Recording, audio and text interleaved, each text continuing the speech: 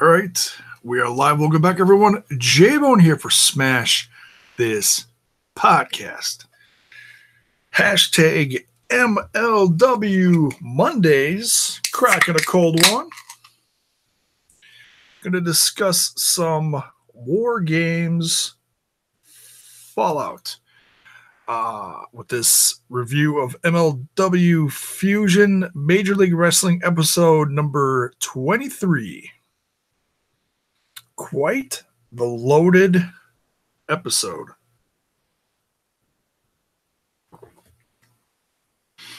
Hope you all had a grand weekend.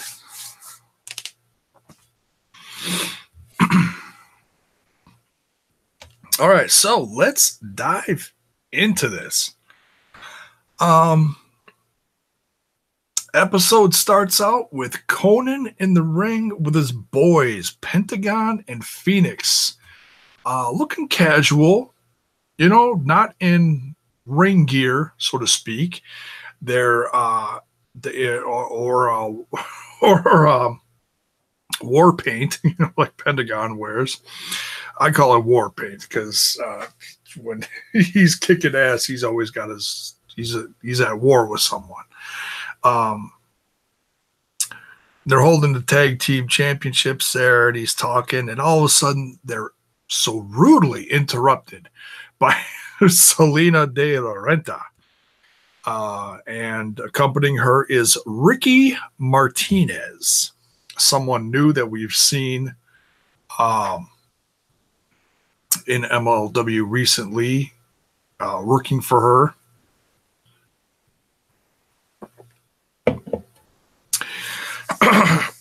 Excuse me.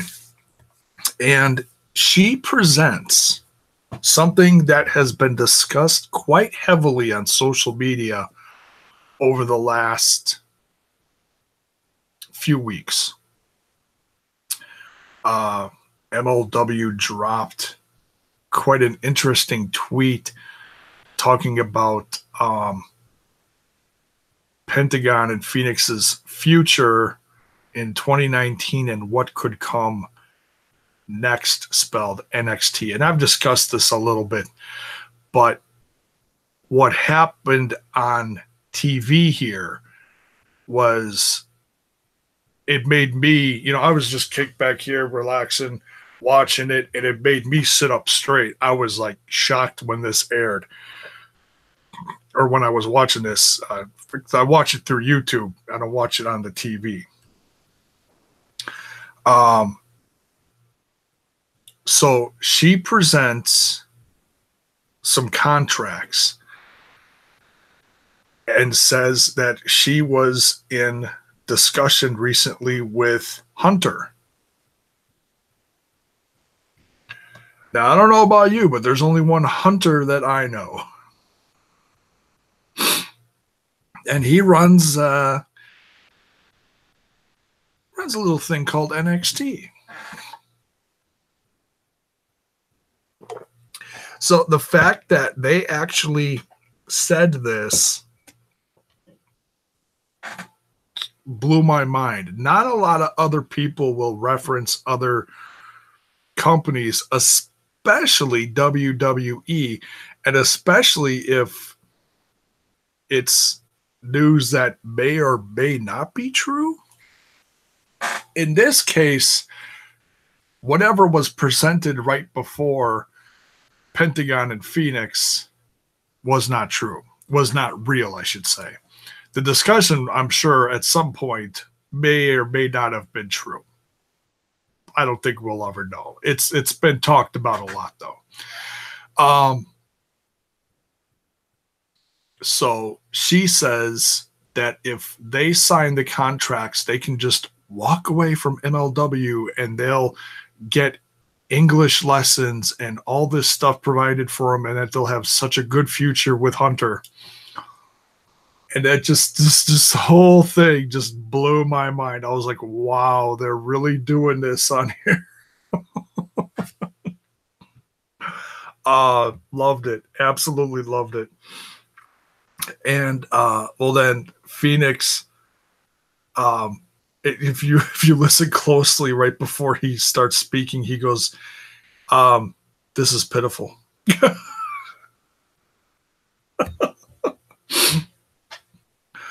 And then talks to her, and then Pentagon takes the mic out of his hand and just gets all crazy loud in her face. And from what I remember of this, no one gets violent. But just so basically, in the aftermath of all this, and what I've talked about already on here, is Pentagon and Phoenix are not going anywhere for a good long time. Kurt Bauer has publicly said he's moved mountains or whatever to keep them in MLW and to keep them from jumping to the big times. And I've also discussed on how Conan has tried to help them get a better deal in Impact Wrestling as well. So 2019 is going to be a wild year. You're going to see Pentagon and Phoenix all over the place except for in WWE. So for at least 2019, possibly 2020, depending on how contract things with Lucha Underground go as well. So, but yeah, this whole segment just, like I said, it just blew my mind. Thought it was crazy how they actually did this and pulled this off on TV, because I'm sure people live were like,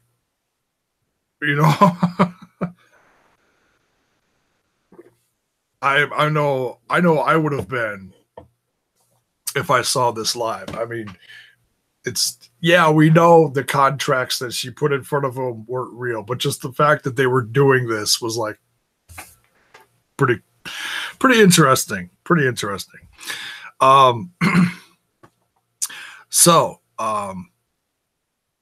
yeah, the aftermath of this is Pentagon and Phoenix took the contracts that were handed to them and ripped them up. So next we get some great tag team action here. Actually, what they said, Hurricane triple, tag team stable, whatever, tag team match. Hurricane tag team match where everyone was in the ring at once. No countouts. We got the Stud Stable, including the Dirty Blondes and Paro, with Colonel Parker coming down with them against the New Heart Foundation. I think they're still calling themselves the New Heart Foundation, or maybe they're just the Heart Foundation. I don't know. But nonetheless, Teddy Hart, Davey Boy Smith Jr., and Flying Brian Pillman Jr. A lot of fun in this one. The New Heart Foundation coming off with a win here. Davey Boy Smith giving Paro the Calgary Stampede finisher. Very impressive considering how big of a guy Paro is. He just slammed him. Paro trying to be a good teammate, but came in just wrong place, wrong time at the end there, and kind of wrecked the finish for the Dirty Blondes, who looked like they were both going to jump off the top rope and do some kind of big, crazy finish.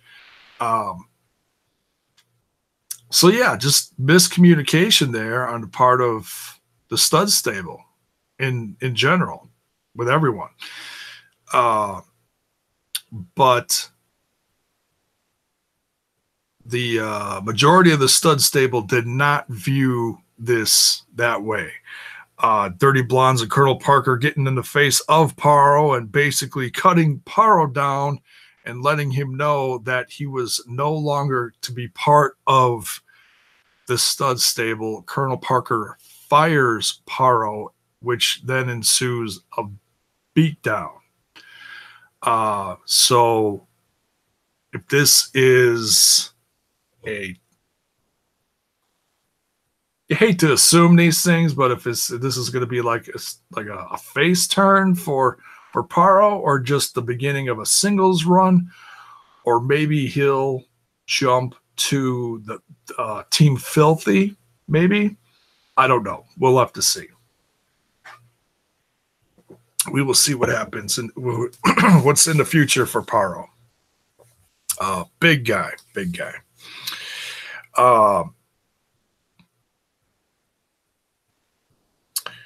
We got some War Games Fallout footage where Jimmy Havoc is challenging Sami Callihan. Basically wants some revenge after what happened after the War Games match.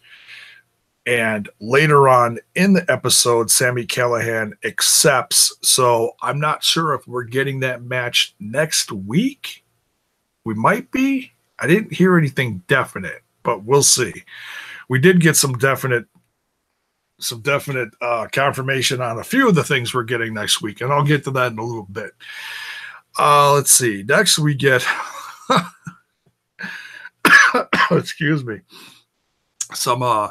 Some fun intergender tag team action here from MJF, coming up with Aria Blake versus Joey Ryan and the debuting Taya. I have missed me some Taya lately, let me tell you. I love seeing her on Impact Wrestling. Unfortunately, she's been away from Impact Wrestling. She was not part of the Canadian tapings at all, unfortunately. At least I don't think she was. But hey, at least she's on another show. I'll take it. You know, I'll take whatever content we can get from Taya. She's one of my favorite knockouts or women wrestlers right now. A lot of fun to watch, and including some great stuff in Lucha Underground as well this season 4. Crazy stuff going on this season 4. Now, this crowd was all about the crazy concept of MJF versus Joey Janela's penis. MJF making it loud and clear that he didn't want to touch, or he was not going to touch, Joey Ryan's penis. And how they play this out in the whole match is just absolutely hysterical. At one point, MJF tries to do a reverse atomic, no, not reverse, but an atomic drop to Joey Ryan, and Joey Ryan has zero effect from it, just bounces right off MJF's leg, like what? And MJF just goes down in a heap like he just broke his damn leg. Hashtag so big, so strong. Just loved this. And what was something else they did in the match? MJF screaming, "I'm not gonna touch it," and Joey Ryan replies, "Well, you may not touch it, but maybe she'll touch it," as in Aria Blake. She replied to getting in the ring and gave him a nipple twister. And Taya's action in the ring with MJF was very comical as well. Unfortunately, MJF coming out in a win here against Joey Ryan and Taya. Now, I first thought that his title was on the line here in this intergender tag team match, but it wasn't. I misunderstood that last week when they were talking about this. So MJF was cutting a promo about Joey after the match, and Joey Janela attacked him. And unfortunately, MJF leaves him in a heap on the stage. Joey Janela just having a rough week all around. if you heard the news at the Game Changer Wrestling GCW Live Fast Die Young event a few nights ago, Joey Janela messed up his knee really bad.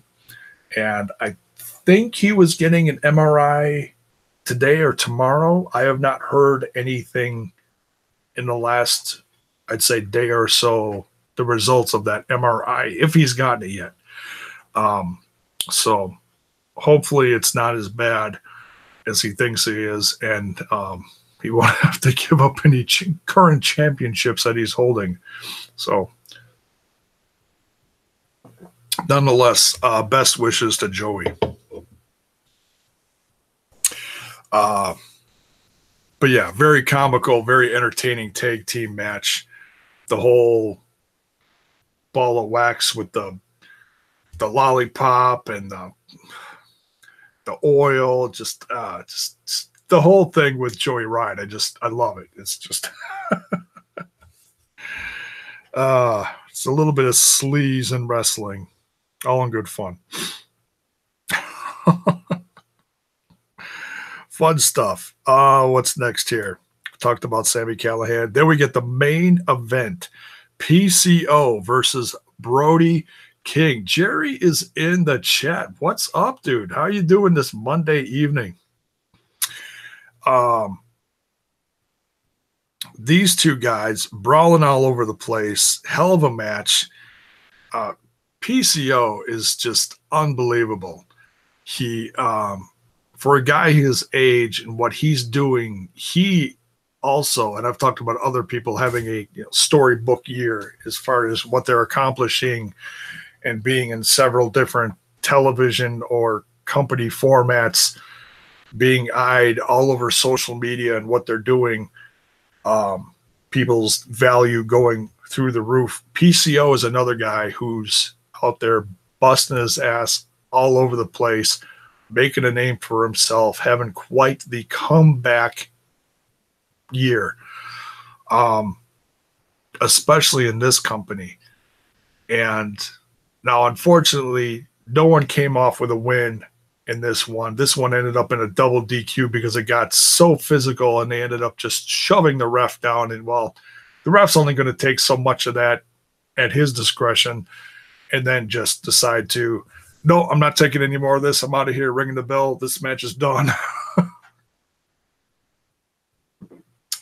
And as the episode is ending, they show security and other people out there, extra refs trying to break up the fight. PCO ended up going up to the top rope and doing a backwards flip off the top onto everyone else down on the floor.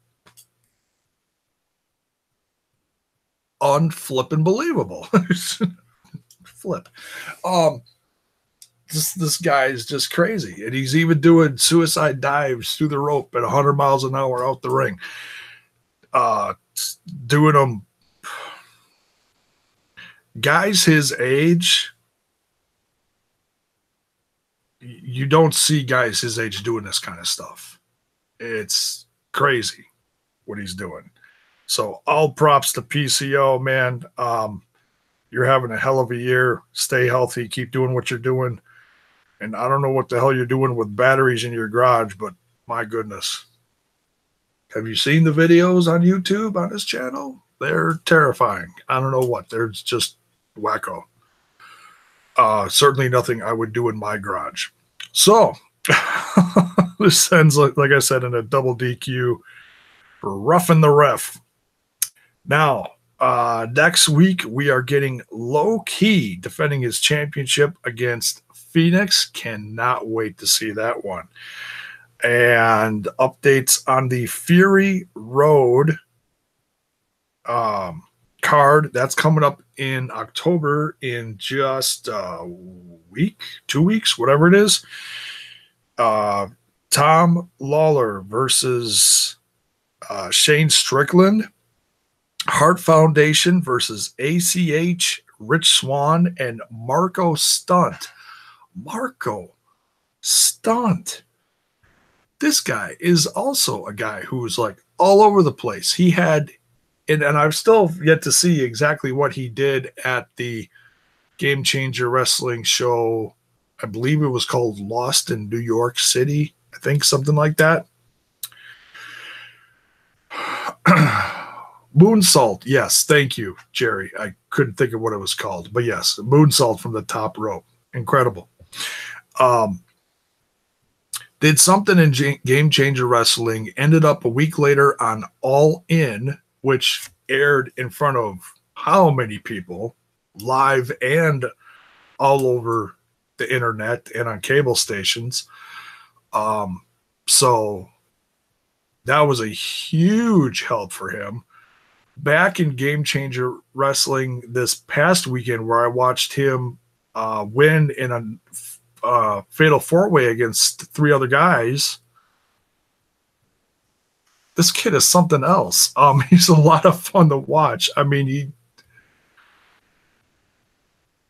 I don't know where else he's going to all show up, but he's knocking it out of the park. We'll see where he goes next. I don't know if he's signed with MLW. I got to catch up on some of the latest news as far as who's all signed and stuff like that. You can sign up for their email updates and go to their news page for that kind of stuff. But yeah, man, Marco Stunt just knocking out of the park lately. And then PCO versus LA Park. Cannot wait to see that one. That's going to be quite the classic. Hopefully that one doesn't end in a double DQ. Oh, goodness. So that's it for this one.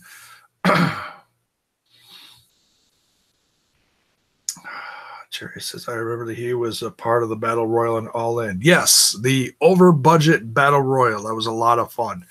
Got tossed around quite a bit, but made a big impact. So, thanks for joining live. If you didn't catch this all the way through, you can catch it later on WrestlingWithWrestling.com, where you can find all my Lucha Underground, House of Hardcore, and MLW stuff. So, which reminds me, I got to check out the latest House of Hardcore. I believe they aired number 9 from several years ago. I'm going to go check that out soon. Hopefully I can catch it in time. It'll be up on their Twitch page. I know they've been taking stuff down rather quickly lately. So we'll try to catch that.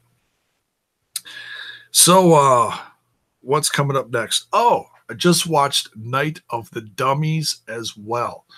The Impact One Night Only special that aired last week. A lot of fun. I will be reviewing that soon. Maybe tomorrow night. Probably. I don't think I got anything else planned. We'll see. Great show, though. Go check it out on the GWN network. Getting my money's worth out of there. Let me tell you, lots of stuff coming that I'm going to be reviewing here and there. I'm just picking and choosing what to review first off of there. Lots of documentaries that I just found on there recently, found on there to my surprise, that I cannot wait to sink my teeth into. So we'll see you guys tomorrow night for, I don't know, something. We'll be back. We'll review something. Have a great rest of your Monday evening or whenever you're watching this, and we'll see you down the road real soon. Peace.